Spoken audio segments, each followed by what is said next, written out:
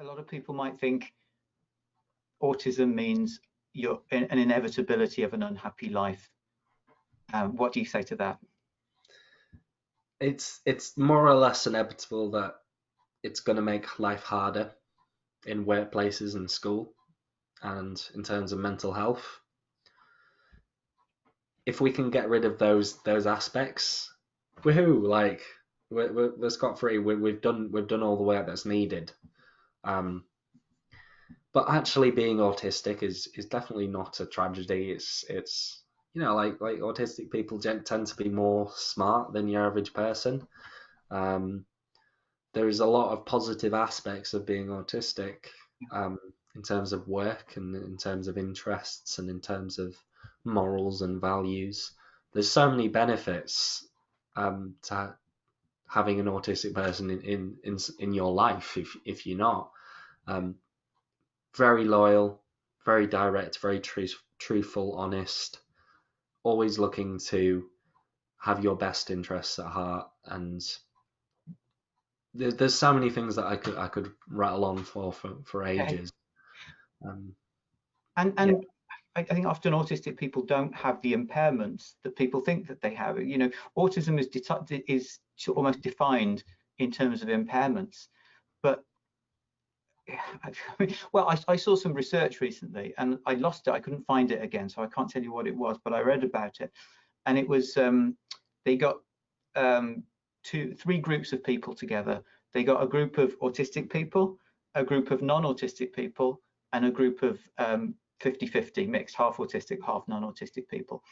And they gave each of them the same set of tasks to do, tasks which involved quick communication, quick, understanding each other so that people could work together and complete tasks in a fixed time. They expected to find that autistic people would struggle with this. What they actually found, as you would expect, the non-autistic group performed very, very well. What mhm. you wouldn't necessarily expect, well, you might, but but a lot of people wouldn't necessarily expect, is that the autistic group did equally well. There was no significant difference in performance between the two groups. And the group that really struggled was the 50-50 group. And it really showed that, autistic people don't have problems with social cues, they don't have problems with communication, they don't have problems with working together and understanding each other, which is often assumed. They're very, very good at these things in the same way as non-autistic people are very, very good. It's just that they do it differently. The natural social cues are different. The ways of thinking are different. The communication style is different. And so when you have the two separately, I mean, the mixed group of half and half, that's when the issues came. The problem in society is that it's not half and half. It's 99 and 1%. So it looks like the autistic person has the problem, but it's not true at all. It is very much. There are usually two ways of describing disabilities. One is sort of the medical model, which assumes that the ideal world is that, there are no disabled people or no people with autism. But you also have the social model of disability, which is defined by, um, the difficulties in communicating and working with other people who are different, to the person who is disabled.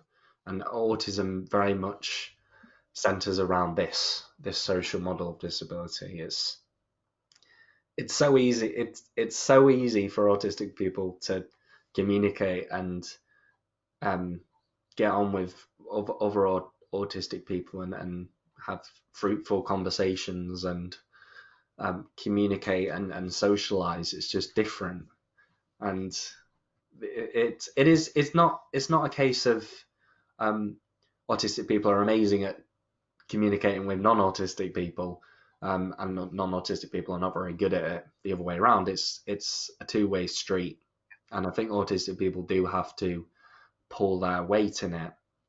It's just that it's hard to want to pull your weight when it feels like nobody cares, nobody wants to, work a little bit towards you and listen to the ways that you communicate and the way that you experience and behave. in Or life. people don't even see that there's anything to listen to. They just assume that there's something wrong with you or something. Yeah, they just see the traits. That's it. They're like, oh, you've got a social disability. You can't. Your way of communicating isn't as good.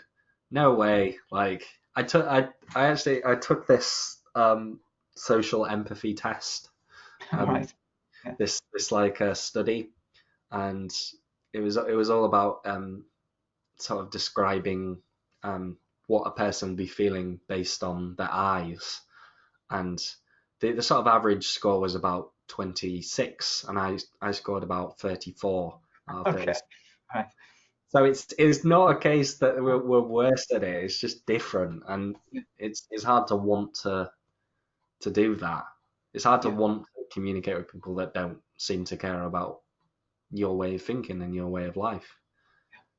It's sometimes, we hear a lot about us being difficult and us not putting ourselves in someone else's shoes, but when is it ever that people put themselves into autistic people's shoes? Hmm. It's a hypocrisy at a large scale, I think. And if people were more aware of this social model of disability and they were aware of actual autistic people and their thoughts on things, then it wouldn't be as much of a problem. Yeah. And I guess in my life, the people who've made the most impact on me have been people who have seen through the surface traits and, connected with me as a person, underneath connected with who I am. And that in turn puts me at ease so that I can be more natural with them. Yeah, it's Thanks for great that. when that harmony is there. Like it is a bit it's a lovely thing. Like especially when I see people who are very shut off. There's a lot of shut off people in the autistic community, especially adults, who are very lonely and they don't have much communication.